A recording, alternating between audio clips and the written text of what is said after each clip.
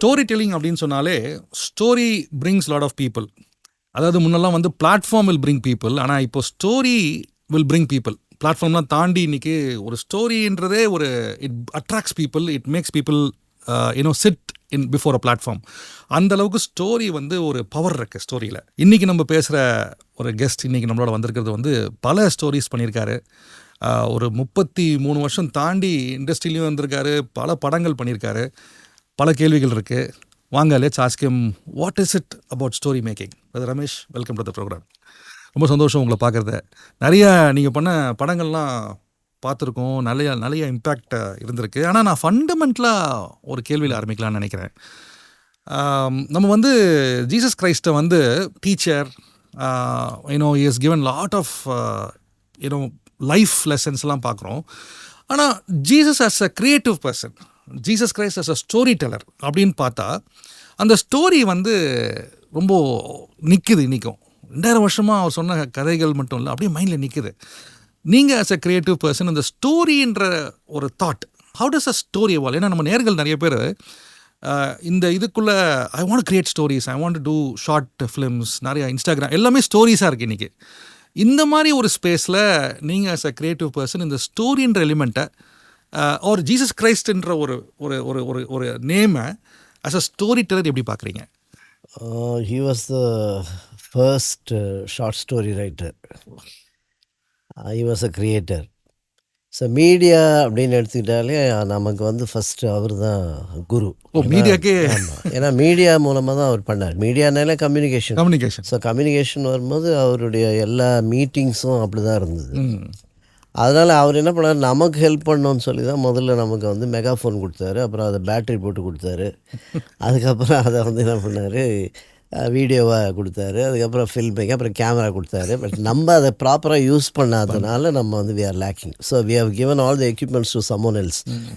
அவங்க அதை நல்லா யூஸ் பண்ணிகிட்ருக்காங்க. பட் நம்ம அவ்வளோ பெரிய குரு வச்சுட்டு நம்ம தான் வந்து அதில் லேக்கிங்காக இருக்கோம். பட் ஸ்டோரி அப்படின்னு எடுத்துக்கிட்டால் 3 விஷயம் இருக்குது அதில். ஸ்டோரி அப்படின் போது நோக்கம், முடிவு, வழி. ஓகே, நோக்கம், முடிவு, வழி. ஸோ ஃபஸ்ட்டு வந்து நோக்கமில் டார்கெட் வரும். டார்கெட் ஆடியன்ஸ் யார், எதுக்காக இந்த படம் எடுக்க போகிறேன், இதில் நான் என்ன சொல்ல போகிறேன், யாருக்கு சொல்ல போகிறேன், எப்படி சொல்ல போகிறேன், இதெல்லாம் நோக்கமில் வந்துடும். முடிவு வந்து கிளைமேக்ஸ். ஸோ இந்த முதல்ல இந்த நோக்கத்தை பேஸ் பண்ணி நான் என்ன பண்ணணும், கிளைமேக்ஸை ஃபிக்ஸ் பண்ணிடணும். முன்னாடியே இந்த நோக்கத்துக்கு என்ன சொல்ல போகிறேன், நெகட்டிவாக சொல்ல போகிறேன்னா, பாசிட்டிவாக சொல்ல போகிறேன்னா, இதுக்கு வந்து ஏதாவது ஆன்சர் கொடுக்குறேன்னா, ரிசல்ட்டு சொல்ல போகிறேன்னா, ஸோ அதை ஃபிக்ஸ் பண்ணிடும். இதை ஃபிக்ஸ் பண்ணிவிட்டு நடுவில் போகிறோம் பார்த்தீங்களா, வழி, ஜானி. அந்த வழியில் தான் வந்து எல்லாமே வருது. ஸ்க்ரீன் ப்ளே வருது, டைலாக் வருது, ஆக்டர்ஸ் வராங்க, கேரக்டர்ஸ் வருது. ஸோ இந்த மூலமாக போகும்போது நமக்கு ஈஸியாக இருக்கும். Moreover to right a script, அதை கதை எழுதுவது அப்படின்னு எடுத்துக்கிட்டாலே 3 விதமாக இருக்குது. 3 விதமான கதை என்னென்னா, கேட்பதற்கு, பார்ப்பதற்கு, படிப்பதற்கு. ஸோ மீடியா வந்து 3. பிரிண்ட் மீடியான்னும் போது நீங்கள் படிக்கிறதுக்கு ஏற்ற மாதிரி எழுதணும். ஆமாம், படிக்கும்போது. விஷுவல் மீடியானா பார்க்குறதுக்கு ஏற்ற மாதிரி எழுதணும். ரேடியோவில் பண்ணுறோன்னாக்கா கேட்குறதுக்கு ஏற்ற மாதிரி. ஸோ இந்த டிஃப்ரென்ஸ் தெரிஞ்சிட்டாலே we can be a successful writer story எழுதுறதுக்கு. பட் இப்போது அதே நீங்கள் சொன்ன அதே ஸ்டோரியில் அந்த 3 இது சொல்கிறேன். ஆனால் இப்போ வந்து முன்னெல்லாம் வந்து 2 ஹவர் படம், அப்புறம் வந்து 2 ஹவர்ன்றது இப்போது குறைஞ்சி வந்து 1/2 hour சீரியல், அப்புறம் இப்போ குறைஞ்சி வந்து 1.5 நிமிஷம் ஒரு இன்ஸ்டாகிராம் ரீல், அப்புறம் குறைஞ்சி வந்து ஒரு 20 செகண்டில் ஒரு ஆட் கமர்ஷியல், அப்புறம் 10 செகண்டில் சொல்லலாம், இப்படிலாம் இருக்குது பார்த்தீங்களா? அப்போது அப்படி வரும்போது ஸ்டில் அந்த ஸ்டோரி தான் நிற்குது. 10 செகண்ட்லேயும் ஒரு கதையை சொல்லலாம், 1 மினிட்லேயும் சொல்லலாம், 2 ஹவர்லேயும் சொல்லலாம். அதான் டியூரேஷன் இஸ் இம்மெட்டீரியல். டியூரேஷனுக்கு அதுக்கும் சம்மந்தமே கிடையாது. இப்போ ஷார்ட் ஃபில்மாக நீங்கள் 5 minutes ஃபில்ம் எடுத்தால் கூட அதுக்கு ஒரு கிளைமேக்ஸ் இருக்குது, அதுக்கு ஒரு ஆரம்பம் இருக்குது, அதுக்கு ஒரு ஸோ பேஸ் இது தான். நீங்கள் டியூரேஷன் இஸ் டோட்டலி இம்மெட்டீரியல், அதை நம்ம மறந்துடலாம். எடுத்துக்கிற இதில் இந்த 3 பாயிண்ட்டை நம்ம பேஸ் பண்ணிட்டோம்னா ஈஸியாக நம்மளால் பண்ண முடியும். அதில் ரொம்ப வைட்டல் ரோல் வந்து screen plays the vital role. அதில் ரொம்ப முக்கியமாக அது. அதனால தான் அட்டன்பர் கூட என்ன சொல்கிறாருன்னா, there is no other important work other than writing screenplay for a filmmaking அப்படின்னு சொல்லி. so important to understand that no other important work. அதுக்கு டைரெக்ஷன்லேயே வேறு எதுவுமே கிடையாது, இதுதான் முக்கியன்ற மாதிரி அவர் சொல்கிறாரு. எனக்கு என்னென்னா கான்சன்ட்ரேஷன் இம்மீடியட்டாக ஒவ்வொரு முறையும் வரும்போது நம்ம மீடியா கிறிஸ்டியன் மீடியான்னு வரும்போது ஸோ நமக்குன்னு சில விஷயங்கள் இருக்குது. ஸோ செக்குலராக போகிறதுக்கும் இதுக்கும் வந்து ஒரு நல்ல ஒரு லைன். ஆமாம், ஒரு லைன் இருக்குது. அது நம்ம அந்த லைனை கிராஸ் பண்ணலாம், ஆனால் பண்ணது தெரியக்கூடாது, இல்லை பண்ணாமையும் போக முடியுன்றதில் வந்து அந்த பார்டர் லைனில் நம்ம போகும்போது கொஞ்சம் கேர்ஃபுல்லாக போகணும். அதுதான் ரொம்ப முக்கியம். அதனால தான் வந்து மெல் கிப்சன் சொன்னது எனக்கு ரொம்ப பிடிக்கும். அவர் கதையை பற்றி சொல்லும்போது அவர் என்ன சொல்கிறாருன்னா, த ஸ்பிரிச்சுவல் பேங்க்ரப்சி அவர்கிட்ட, the spiritual bankruptcy in me that made me to reexamine Christianity.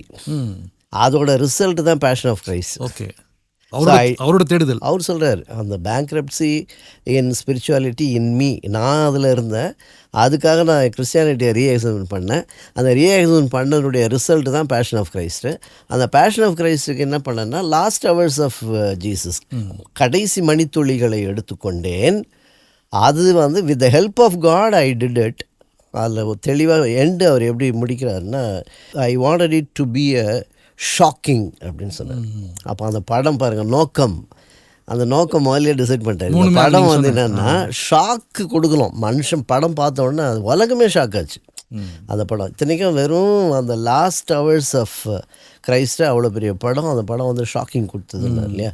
அது மாதிரி நம்ம வந்து முதல்லையே அதை டிசைட் பண்ணோம். இப்போ நான் வந்து கதை எழுதும் போது அதான் ஃபஸ்ட்டு நான் டார்கெட் ஆடியன்ஸ் யார், அந்த டார்கெட் ஆடியன்ஸுக்கு நான் என்ன சொல்ல போகிறேன், அப்போ மெயின் விஷயம் என்ன, அதுக்கு நான் வந்து ஜெல் பண்ணுறதுக்கு வந்து என்டர்டெயின்மெண்ட் எலிமெண்ட்ஸ் எல்லாம் அதில் என்ன, த்ரில்லிங் எலிமெண்ட்ஸ், அட்வென்ச்சரஸ் என்ன, அதுக்காக நம்ம என்ன பண்ணுவோம், அதை ஜாயின் பண்ணுவோம். This is how we write the story. ஆமாம், திருப்பி அந்த கேள்விக்கே வந்துடுறேன்.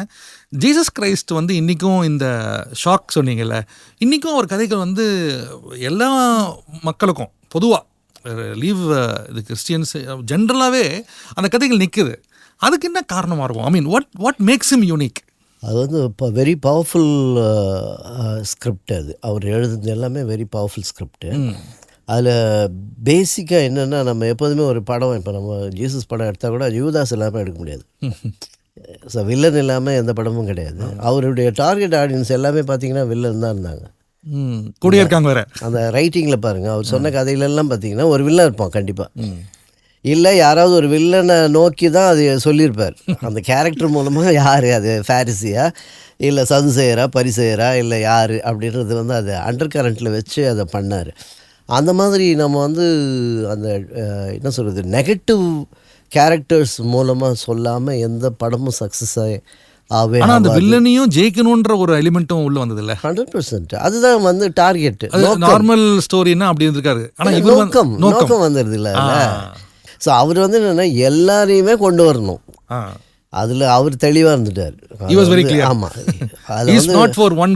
அந்த மாதிரி இல்லை சின்னர்ஸ் புரிஞ்சுக்கிட்டோமோ மேபி அது, ஏன்னா நம்ம அது மாதிரி பண்ணிடுறோம். ஏன்னா நம்ம ஒன் ஆஃப் த அந்த கேரக்டர் நம்ம ஒருத்தராக இருக்கிறதுனால மனுஷனாக இருக்கவன் என்ன பண்ணாலும் அது நெகட்டிவ் கேரக்டர்.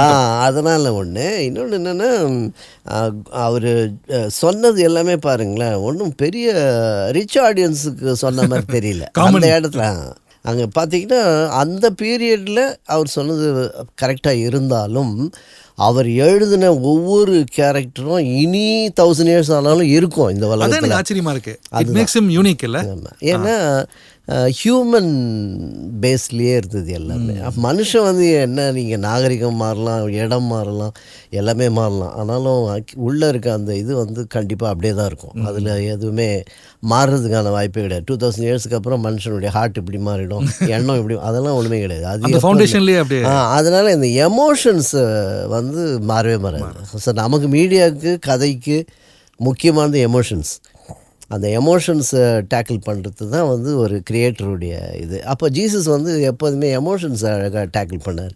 அது ஏழை விதவையாக இருந்தாலும் சரி, இல்லை பெரிய ஐஸ்வர்யமாக இருந்தாலும் சரி, இல்லை லேக்கிங் இன் இதில் ஃபெய்த்தில் இருந்தாலும் சரி, எல்லாமே வந்து அந்த எமோஷன் பேஸ்லேயே, அதுவும் இல்லாமல் ரொம்ப கண்ணியமாக ட்ரீட் பண்ணுறாரு. அப்போ அங்கே வந்து அவர் என்னென்னா, எந்த இடத்தில் நியாயமான கோபம் அவருக்கு இருந்ததோ அந்த இடத்துல ஸ்கிரிப்டில் அவர் காம்ப்ரமைஸ் பண்ணலை.